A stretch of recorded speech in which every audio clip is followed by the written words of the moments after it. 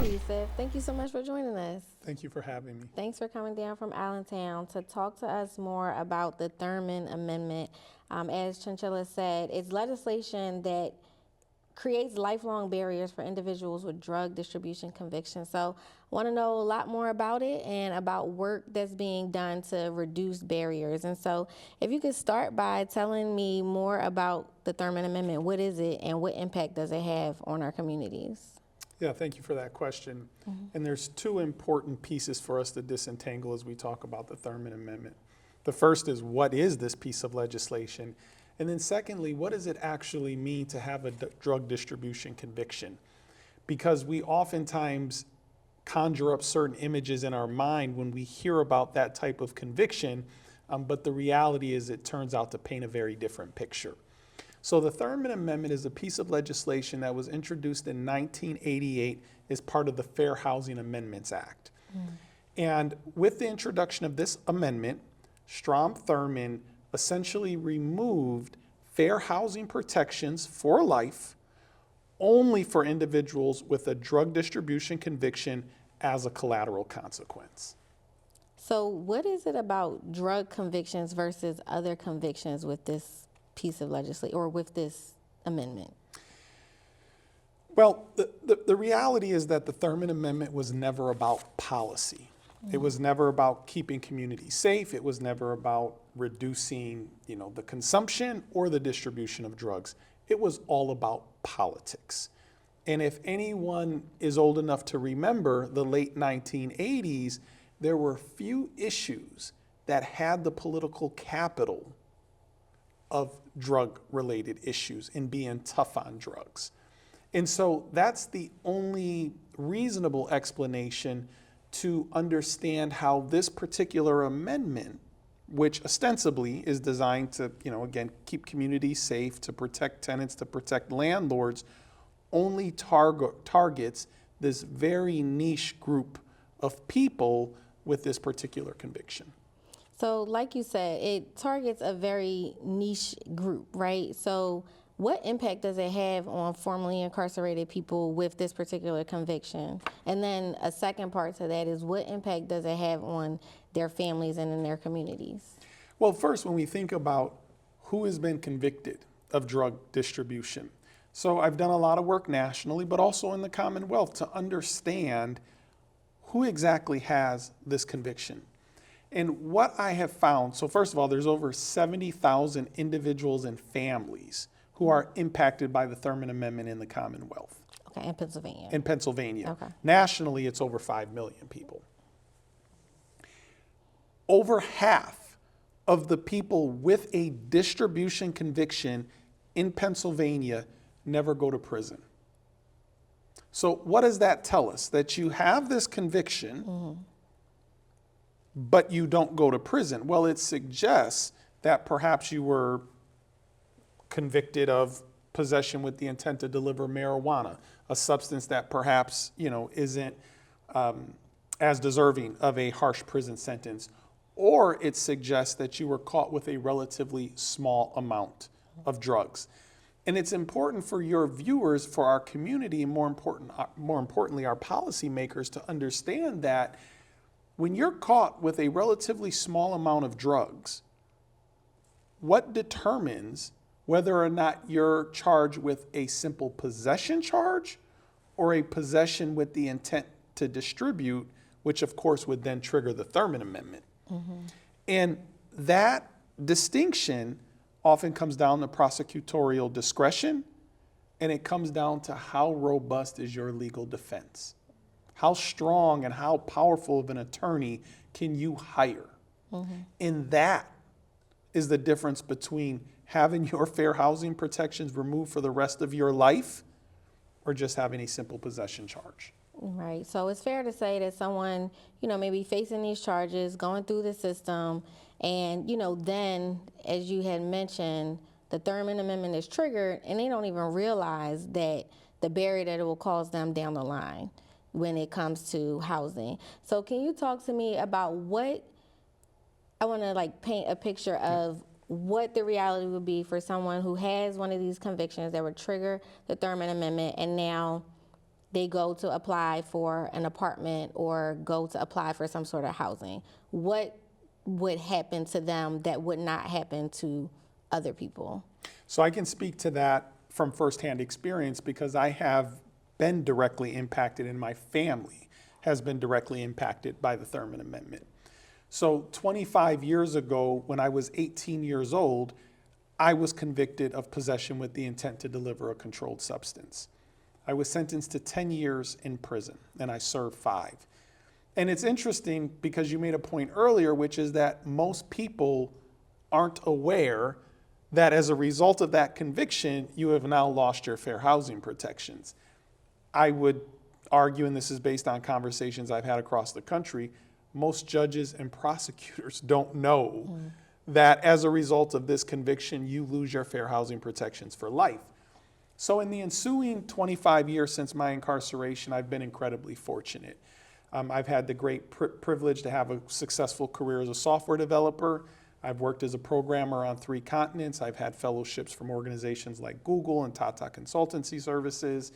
And when I was 32 years old, I had the great privilege of attending Princeton University on a full scholarship. After my graduation from graduate school, we were recruited, or I was recruited, my family came with me to lead an organization in Allentown, Pennsylvania. And, I have a daughter who's a high schooler, and, at the time she was a rising 9th grader. And so as you can imagine, her education and going to a school that was the right fit for her was of paramount importance for our family. And so, not only is she a good student, she's a standout tennis player. And, as a young lady, a lot of her self-confidence comes from what she's able to do on the court. And so we wanted a school that would not only give her a good education, but also a great athletic experience. And so we zeroed in on a particular community. I found a townhome that would meet our needs, and I filled out an application, never thinking in a million years that I would be judged solely on a decision that I made 25 years ago. And the end result was that 25 years of hard work, of professional and financial responsibility meant nothing. My income meant nothing. My credit score meant nothing. My rental history meant nothing.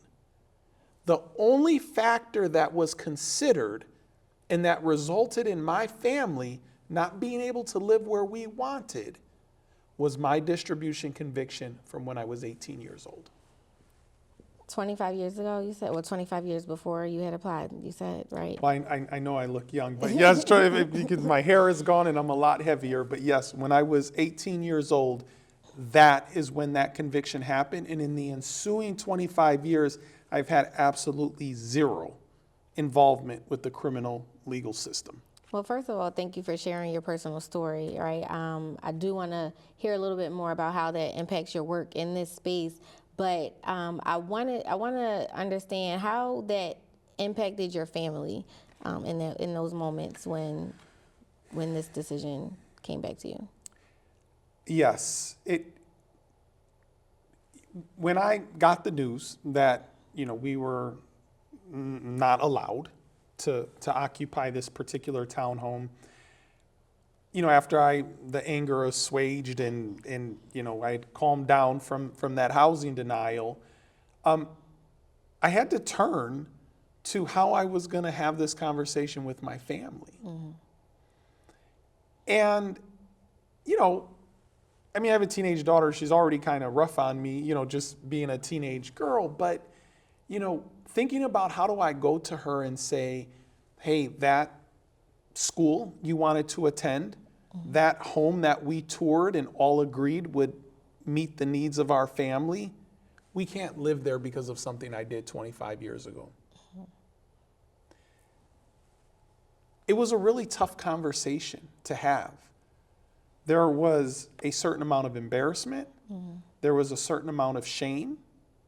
And not just shame because of a poor decision I made 25 years ago. I take full responsibility for that decision. And I think the work that I have done in my community, certainly I've tried to atone for that decision, and I'm very proud of the work that I've done in my community, and maybe we'll get to talking about what I've done to, actually serve as a trade association president and operate a successful property management company in Milwaukee.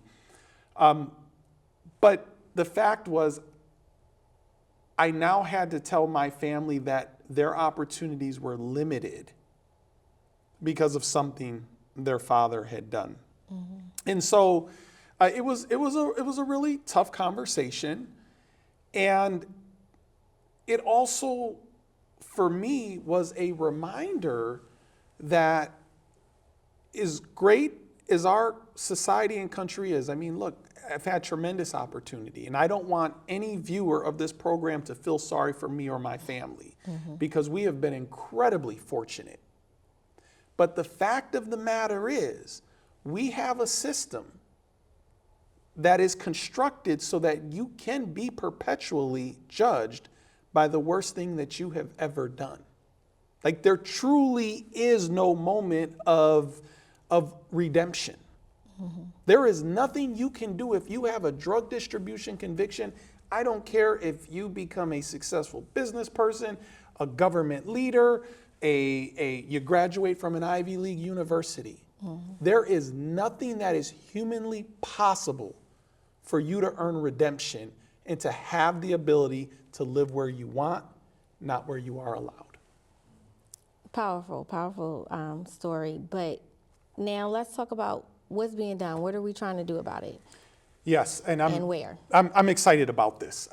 We are taking head on Strom Thurmond's housing legacy, and I think it's important for your viewers, if they don't know who Strom Thurmond is, they should do a Google search. Because when I tell you that this legislation disproportionately impacts people of color, on average, Black Americans are 5 times more likely to have this conviction than white Americans. And I don't think that's by accident if you know Strom Thurmond's legacy. Right. So I'm thrilled to announce at the federal level, the Fair Future Act has been introduced by Senator Cory Booker and Congressman Maxwell Frost. And in the Commonwealth, we will be introducing a bill soon to repeal this artificial barrier to housing. This bill has tremendous support from Representative Josh Siegel. We're working with Chairman Jordan Harris and a lot of legislators in Pennsylvania to ensure that folks have options to live where they want after they've paid their debt to society. Well, I'm looking forward to that work being done, and looks like we have to have a part 2 of this conversation. Would love to have it, and if any of your viewers are interested in learning more, they should contact me. We're building an exciting coalition that consists of policymakers, industry leaders, advocates. We are going to remove this artificial barrier to housing and restore opportunity for folks in the Commonwealth and across the country. Thank you so much, Yusuf. Thanks for joining me. Thank you for having me. Absolutely.